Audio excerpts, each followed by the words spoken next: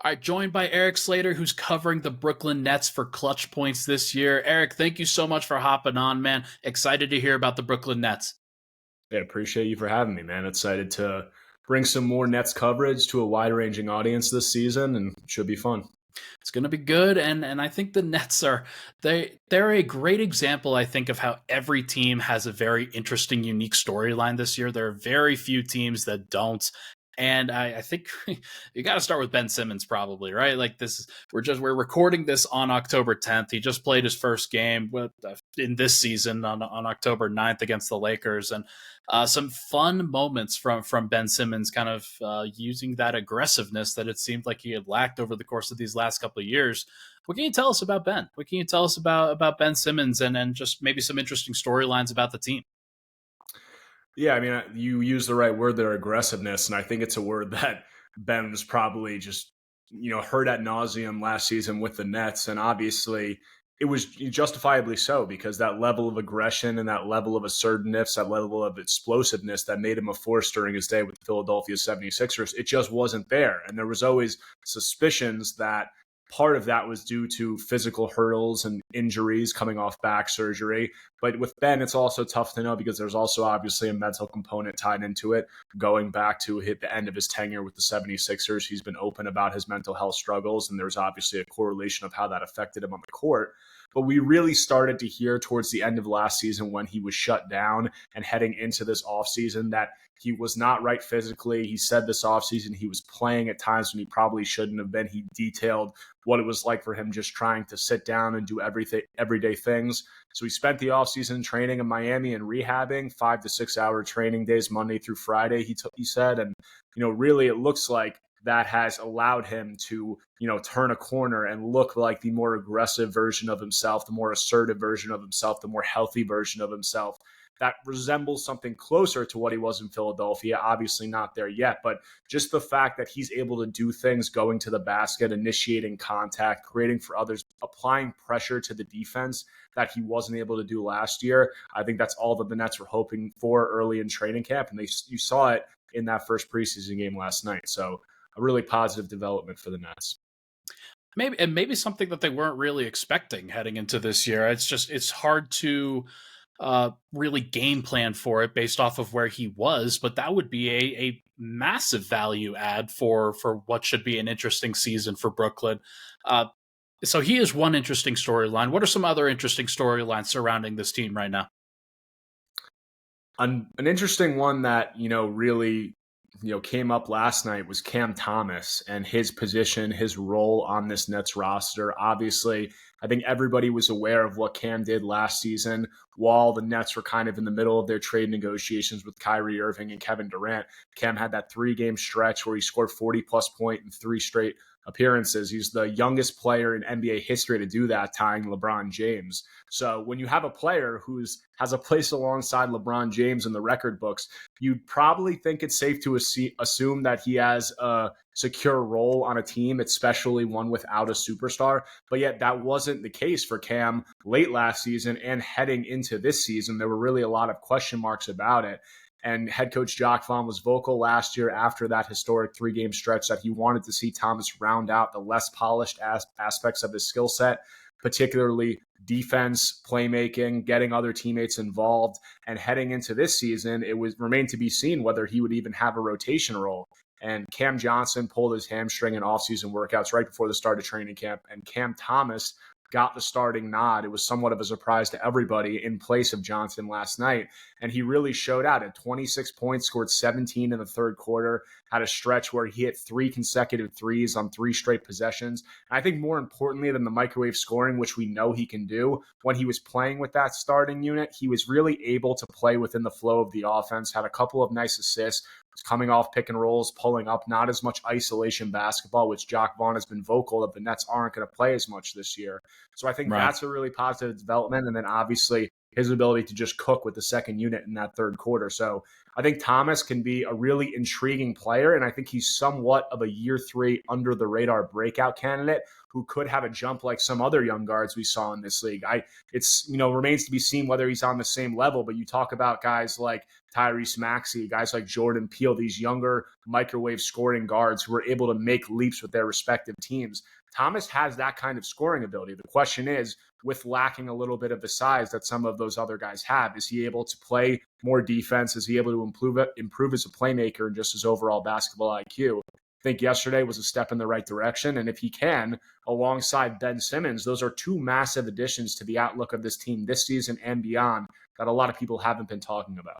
I think it's completely fair. And just thinking about what they could provide schematically, the Cam Thomas, Ben Simmons combo kind of sounds very intriguing, where you get the guy who does a little bit of everything, especially on the defensive end of the floor, has that wide-ranging skill set as a physical big defender on even the wing, but it could also defend point guards. And then a guy like Cam Thomas, who's just your microwave guy. And like, whether he comes off the bench or whether he starts, that's probably less concerning to me than it is just making sure that he feels like he's a part of things this time around. And I think that there's reason to believe in him. There's reason to believe that could be the best course of action for the Nets. Tell me about Mikal. Tell me about Mikal Bridges. What's the next step for his development this year, and whether his star could rise even higher after a breakout year last season?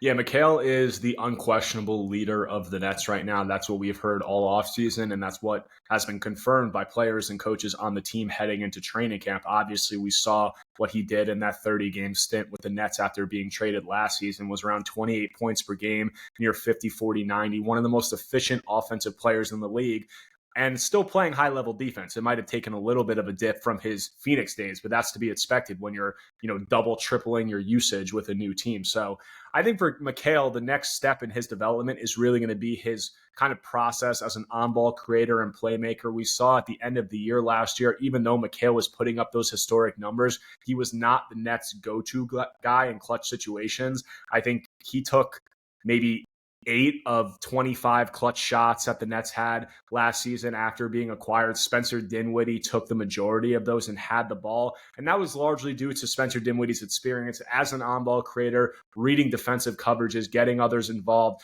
Bridges was just around, I think, like 2.3 assists per game last season with the Nets. So That's really the next step. And Jacque Vaughn has been vocal and open about that he wants to put more on Mikal Bridges' plate this year. And what I read from those comments and how I read it was that means giving him the ball in these crunch time situations, allowing him to score, obviously, and create in his own, but also being a passer and being able to just run those sets in those clutch moments. So if you're looking for an area that Mikal Bridges, should improve to take that next leap into that potential all-star category, it would be on-ball creation, ball handling, passing. And I think it's going to come with reps, with this Nets team. And it's an interesting dynamic because you have a lot of guys who can handle the ball, whether it's Ben Simmons, Spencer Dinwiddie, Cam Thomas, even Cam Johnson. So they have a lot of guys who can handle the ball. But I think getting the ball into Bridges' hands, especially in those clutch moments, is going to be a priority this season.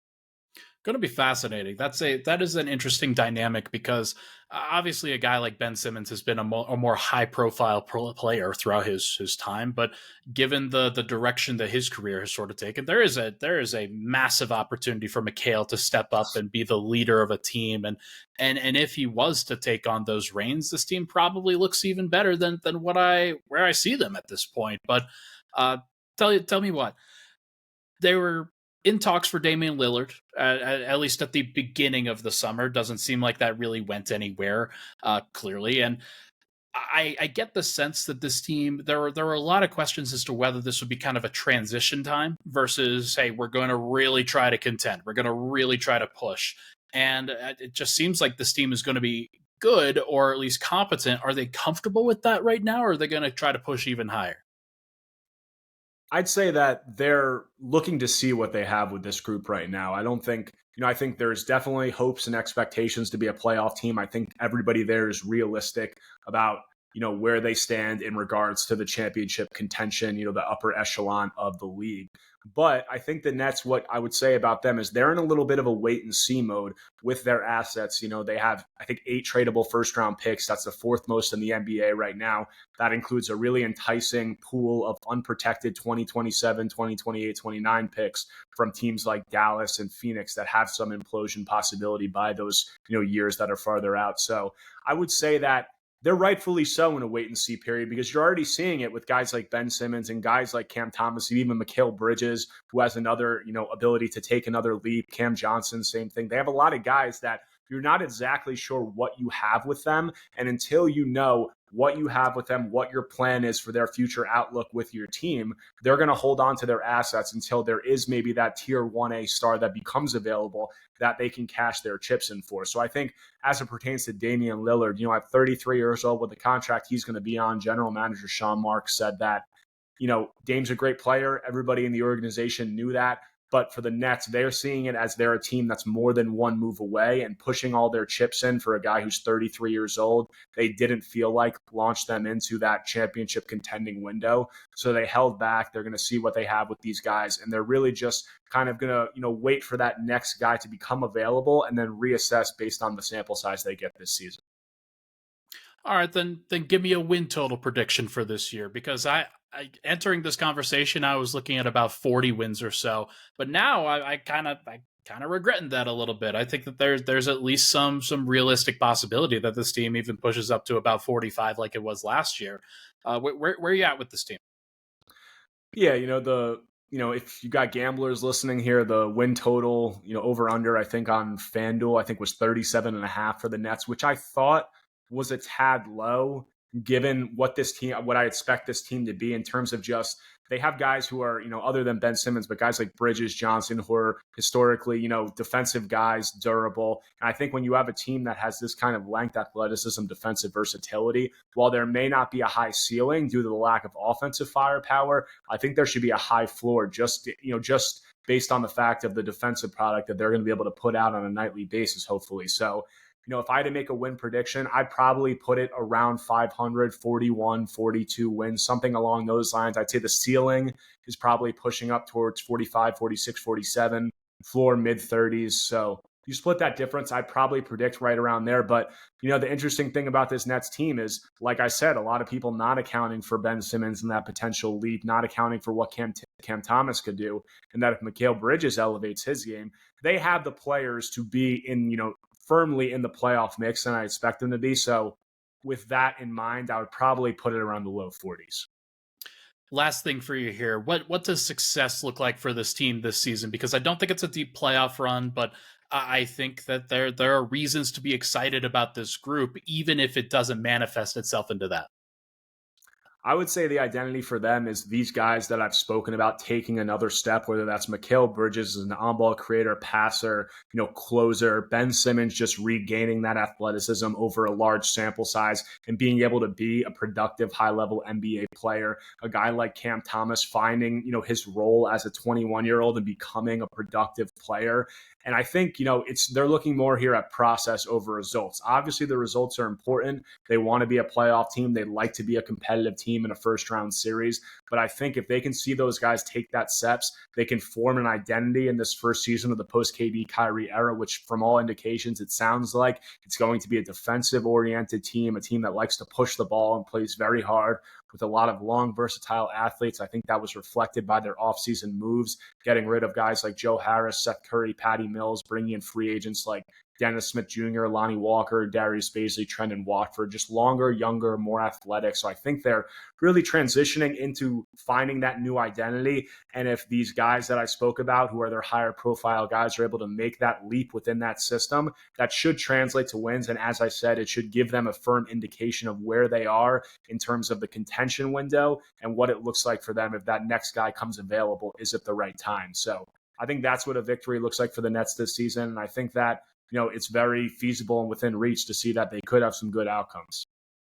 Well, we will see what happens. He is Erik Slater covering the Brooklyn Nets for Clutch Points this season. Make sure to follow all of his work over there.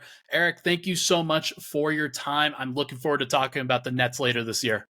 Appreciate it, man. Looking forward to good more coverage as the season goes on.